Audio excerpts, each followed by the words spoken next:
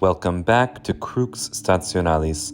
Today, on the Monday of Holy Week, we find ourselves at the Basilica of Santa Presere. Instead of entering through the cloister entrance, one goes to the side of the basilica and enters from the right transept. Santa Presere is an early medieval titular church and minor basilica located near the papal basilica of Santa Maria Maggiore, of which you can see at the end of this street. As we enter inside, don't forget to subscribe to Crux Stationalis and like this video.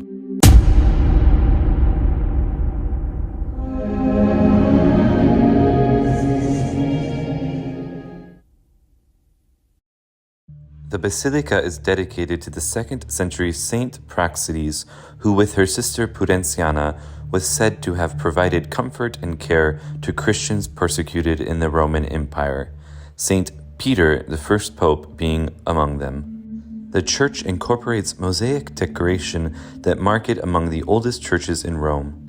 The present basilica was commissioned by Pope Hadrian I around the year 780 to house the relics of Saints Praxedes and Pudenziana, the daughters of Saint Pudens, traditionally Saint Peter's first Christian convert in Rome. The basilica was then enlarged and decorated by Pope Paschal I in 822. Pope Paschal, along with Emperor Charlemagne, desired to get back to the foundations of Christianity, theologically and artistically.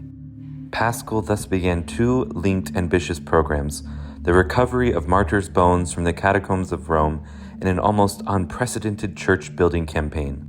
Not only does Santa Presere hold the relics of many martyrs brought here by Pope Paschal, but also this chapel of Saint Zeno houses the pillar of the scourging of Jesus.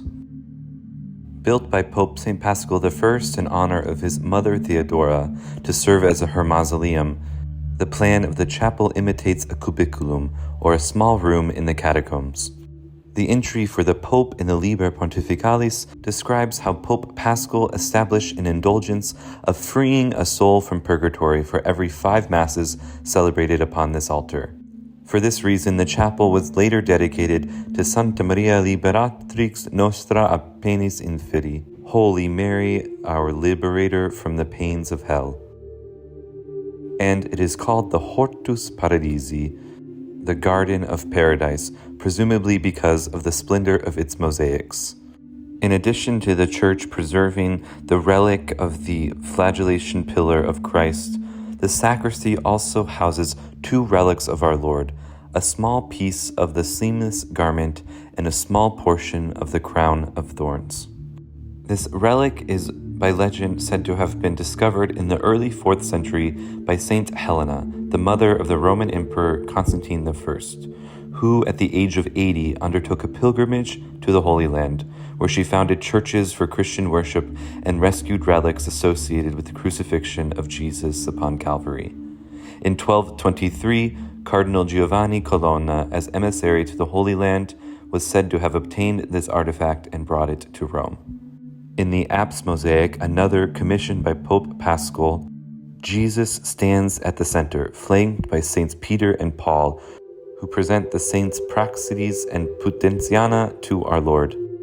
Part of the function of the new church built by Pope Paschal was to serve as a repository for relics of martyrs from the catacombs. At the beginning of the 9th century, the government of the city of Rome had lost control of its surrounding countryside, and thus the safety of pilgrims could no longer be guaranteed. As a result, the church undertook a campaign to collect the relics of martyrs being venerated and to re-enshrine them in churches within the city walls. All the catacombs, except those of San Sebastiano, fuori le mura, were then abandoned and their locations forgotten. The new shrine churches usually displayed the feature of a mock catacomb under the high altar, typically a semicircular confessio, a sort of crypt, accessed by stairs from either end of the transept. The confessio was either genuinely underground or was under the raised floor of the sanctuary. I would be remiss if I failed to mention the Roman archaeologist Giovanni Batista de Rossi, who lived between the years 1822 and 1894.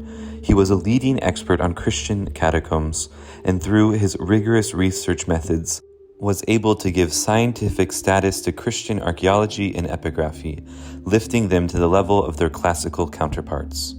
De Rossi's tireless work, especially under Pope Pius IX, led him to find numerous Christian cemeteries in Rome. His perseverance indeed resulted in the discovery of catacombs in Comodilla, Praetextatus, Priscilla, and overall San Callisto. His work underpins the devotion of the Collegio of the Cult of the Roman Martyrs, presently under the name of the Pontifical Academy of the Cult of the Roman Martyrs, those who have been primarily responsible for the resurgence of devotion of the Roman station churches over recent decades. Thank you for joining us at our Roman Station Church itinerary. I'll see you tomorrow.